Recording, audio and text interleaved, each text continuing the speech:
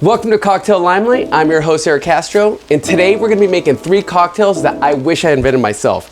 Honestly, these drinks are so good and so delicious that I wish I had been the one that thought of them. But in either case, I'm here to celebrate them with you because I want more people to know about them because I love them. You know what? They're just amazing cocktails. They should be part of your cocktail Rolodex if they're not already. The first one that we're gonna be making was invented by Chicago bartender Stephanie Andrews, and it's called the Amaro DAIQUIRI. It's a perfect example of how a drink can achieve complexity through just a very, very simple approach. As the name implies, it's a mixture of Amaro with lime and sugar. Seriously, it's that simple. In one sip, you'll realize how impressive it is that a drink with so few ingredients can taste so robust. To make one, we're gonna start out with 3/4 ounce lime. Fresh squeeze, of course. Come on, we're not trying to cut corners here, people. Next, 3/4 ounce simple syrup. We're using raw unprocessed cane sugar in this case, which is why the color is a little darker than your normal simple syrup. Next, we're gonna be adding 2 ounces of Amaro. But in this case, we're gonna be switching things up by combining 2 different Amaro. In this case, Braulio, which is an Alpine Amaro, and Zucca, which is a rhubarb Amaro. Seriously, that's it. Amaro, lime, and sugar. There's nothing else in the tin. Now I'm gonna hit it with some ice and give it a good, hard shake.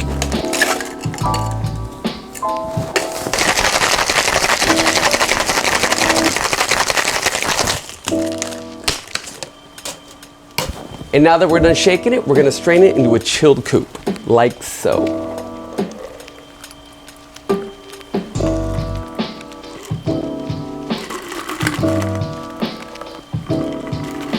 To finish it off, we're gonna give it a lime wedges garnish.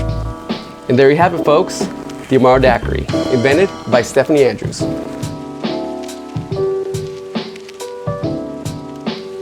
Now this next cocktail was invented by San Francisco bartender Marco Dionysus. This drink is interesting in the sense that it doesn't necessarily have a base spirit. Instead, the role of the base spirit, which would normally be something like bourbon, gin, vodka, tequila, what have you, the role of the base spirit is actually being played by Green Chartreuse, a liqueur. But it works because Green Chartreuse is 55% ABV, so you're getting a little bit of heft, you're getting a little bit of muscle that you necessarily wouldn't get from most liqueurs. But enough of me yip-yapping, let's make one. To start out, we're gonna be doing 3/4 ounce of fresh squeezed lime juice. Next, we're gonna be adding 1 ounce pineapple juice.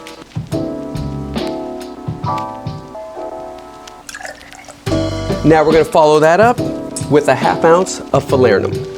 Falernum, if you're unfamiliar, is a Caribbean clove spice liqueur.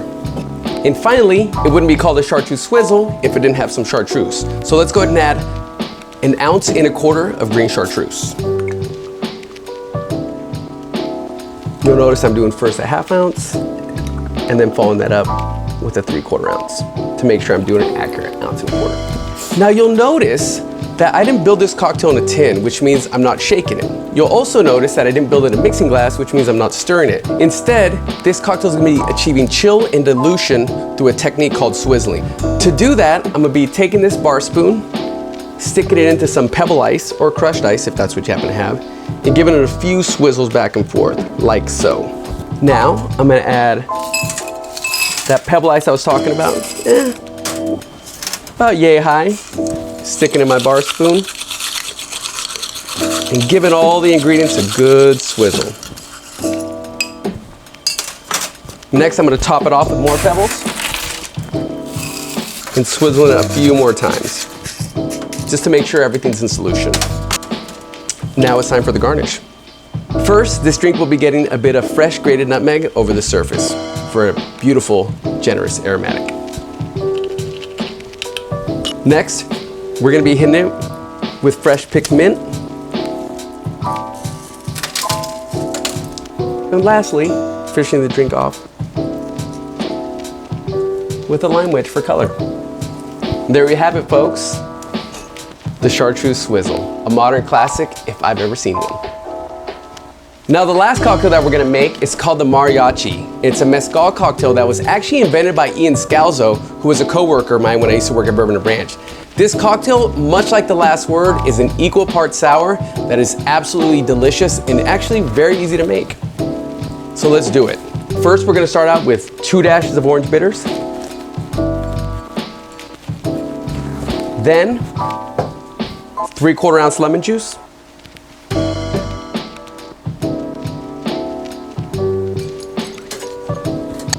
Next, I'm going to add 3/4 ounce of Cointreau, followed by 3/4 ounce Yellow Chartreuse. Lastly, we're going to be following up those 2 liqueurs with 3/4 ounce of Oaxacan Mezcal.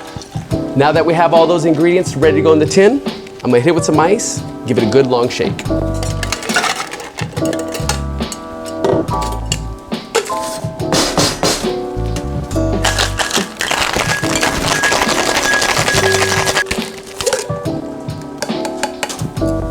Now that it's done being shaken up, let's go ahead and strain it into a chilled coupe.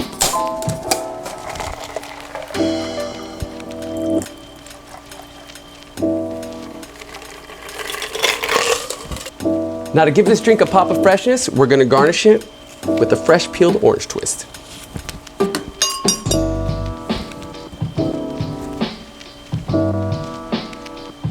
There you have it, folks, the Mariachi. Now the reason I say I wish I had invented these drinks is because these are all delicious, well-made, well-crafted cocktails when you look at them from both flavor, recipe build, formula, any perspective you want to look at them. But the reason why I really say I wish I invented them is because every bar that I've ever worked in, for the most part, has these ingredients.